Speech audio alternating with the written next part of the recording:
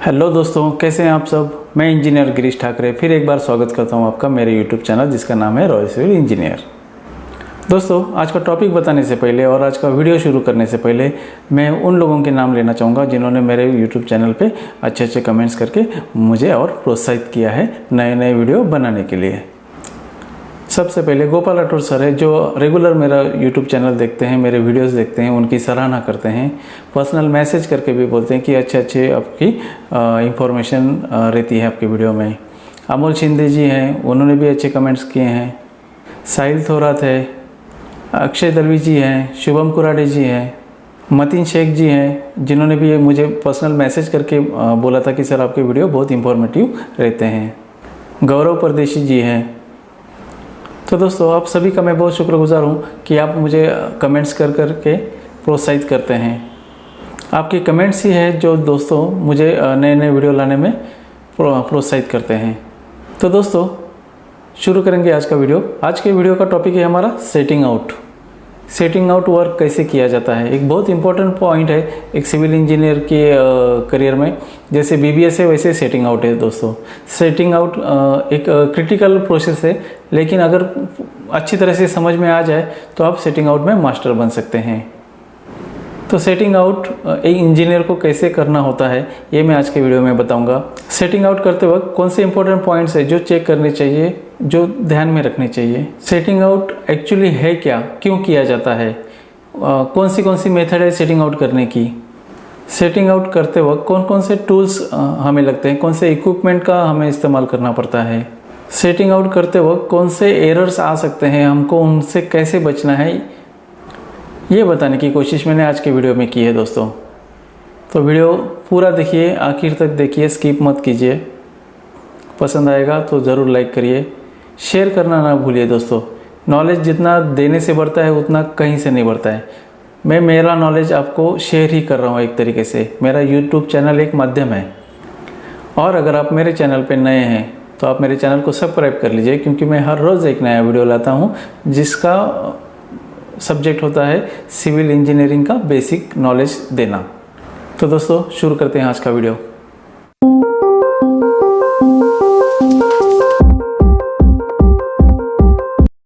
तो दोस्तों, शुरू करते हैं आज का वीडियो का टॉपिक है सेटिंग आउट वर्क। दोस्तों, जैसे शुरू में मैंने बताया, एक इंजीनियर को बीबीएस की तरह ही सेटिंग आउट का काम आना चाहिए। लेकिन होता यह है कि हम लोग डिप्लोमा डिग्री करते वक्त स्टडी तो कर लेते हैं सेटिंग आउट का, लेकिन प्रैक्टिकली नॉलेज साइट पे ही मिलता है।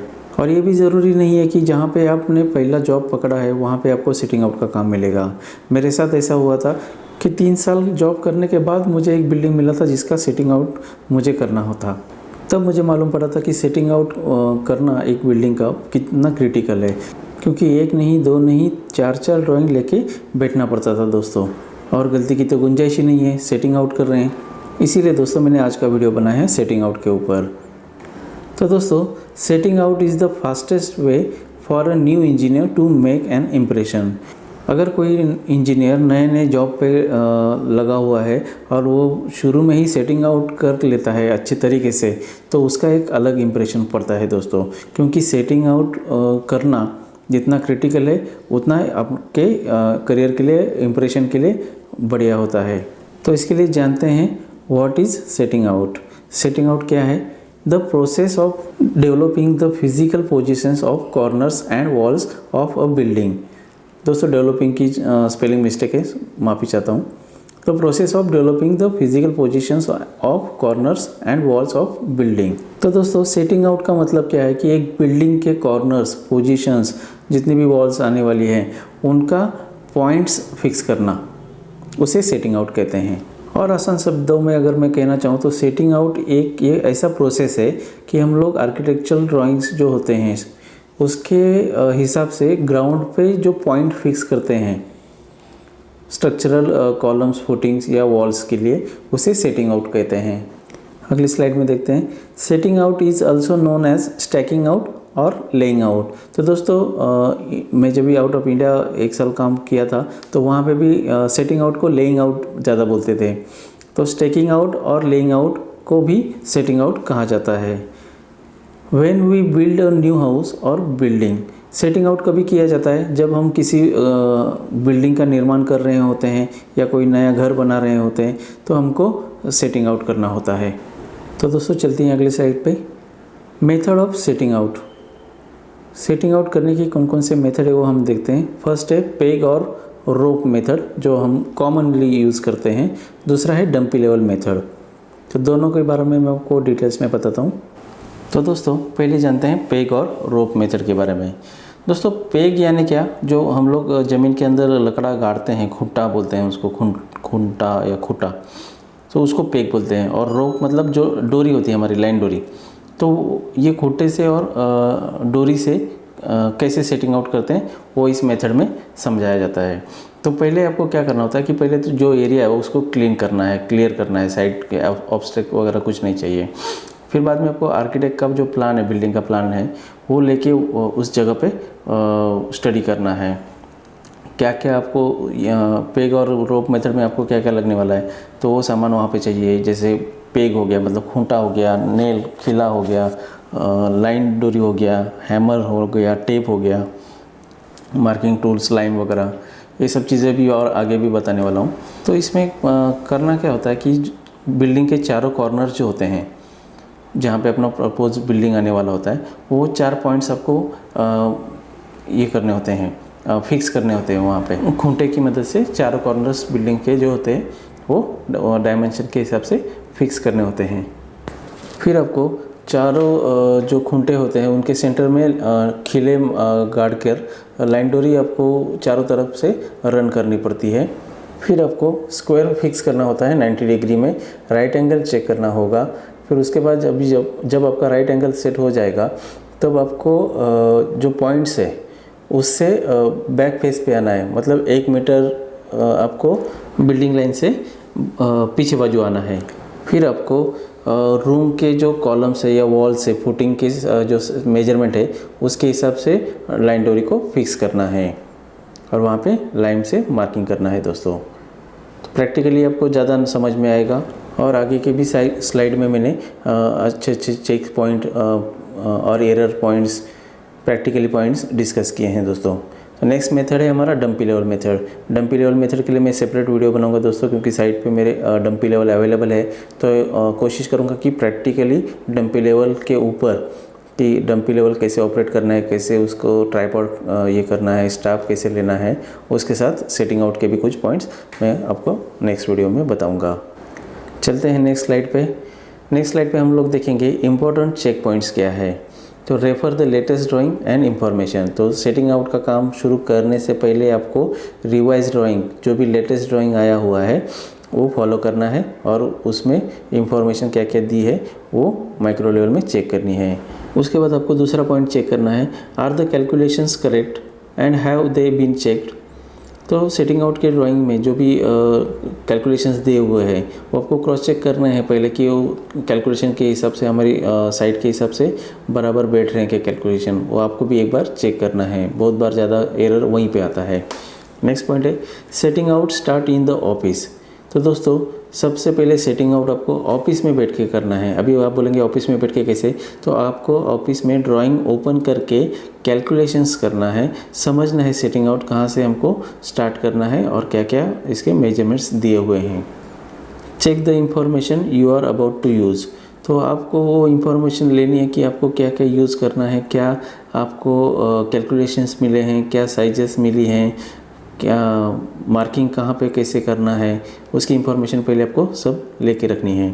Calculating the setting out information can often take longer than setting out itself. तो दोस्तों ये पॉइंट से मैं जो बताना चाहता हूँ वो समझने की कोशिश करिए कि कैलकुलेशन करना, एक सेटिंग आउट का ऑफिस में बैठ के जब आप कैलकुलेशन करेंगे, बैठेंगे, समझेंगे सेटिंग आउट को, वो ज़्यादा लंबा होता है। मतलब उसमें ज़्यादा समय लगता है कि प्रैक्टिकली सेटिंग आउट ज़मीन पे करने से। मतलब प्रैक्टिकली ज़मीन पे आप सेटिंग आउट जल्दी कर लेंगे, लेकिन ऑफिस में बैठ के कैलकुलेशन वगैरह समझना, सब निकालना, उसमें बहुत समय लग जाता है सेटिंग आउट करने में। इसीलिए आपको ऑफिस में बैठ के पहले सब ड्राइंग्स ओपन करके centre line plan, architecture plan, structural drawings, dimension सब चेक करके प्रॉपर सेटिंग आउट का काम शुरू करना है। चलते हैं अगली स्लाइड की तरफ। Primary base lines and benchmarks should be regularly checked for accuracy. तो दोस्तों जब भी आप सेटिंग आउट करने जाते हैं साइट पे, तो जो बेसलाइन की होती है और बेंचमार्क जहाँ से आप लोग लेवल वगैरह लेते हैं, तो उसको बीच बीच में चेक करना होता है, एक्यूरेसी उसकी चेक करनी है। Setting out is an ongoing process, so it is essential to include cross check as you proceed. बहुत इंपॉर्टेंट पॉइंट है दोस्तों, समझने की कोशिश करिए। सेटिंग आउट एक ऑनगोइंग प्रोसेस है, वो मतलब एक चलते रहने वाला प्रोसेस है। तो इसके लिए आपको लंबा समय लगता है सेटिंग आउट करने के लिए। इसके लिए आपको समझना है कि हर बार आपको जो सेटिंग आउट का प्रोसेस है वो क्रॉस चेक करना है, उसका बेस लाइन चेक करना है, लाइन डोरी चेक करना है, मेजरमेंट चेक करना है, क्रॉस चेक करते रहना पड़ेगा दोस्तों आपको। नेक्स्ट पॉइंट है tools and equipments use in setting out work. सबसे पहले मेजरमेंट टेप देखते हैं, ये ज़रूरी टूल्स है।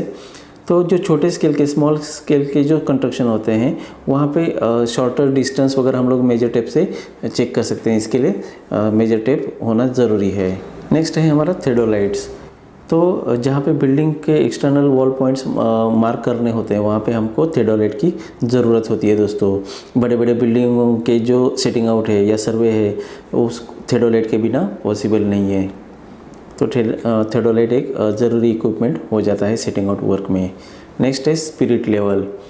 तो जो हम लोग लाइन डोरी प्लेस करते हैं सेटिंग आउट के दौरान, तो उसका चेकिंग करने के लिए हमको स्पिरिट लेवल की ज़रूरत पड़ती है, क्योंकि हॉरिजॉन्टली लेवल में है कि नहीं।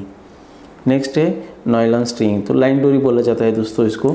लाइन डोरी का भी एक बहुत इम्पोर्टेंट हिस्सा होता है सेटिंग आउट करने में, कि जब भी हम डिमार्केशन करते हैं, वॉल का थिकनेस हो या लाइन हो या बिल्डिंग के एक्सटर्नल जो पॉइंट्स होते हैं, वो लाइन डोरी से ही हम लोग कनेक्ट करते हैं, वो उसी से रेफर लेते हैं दोस्तों। और लास्ट है लाइन पाउडर।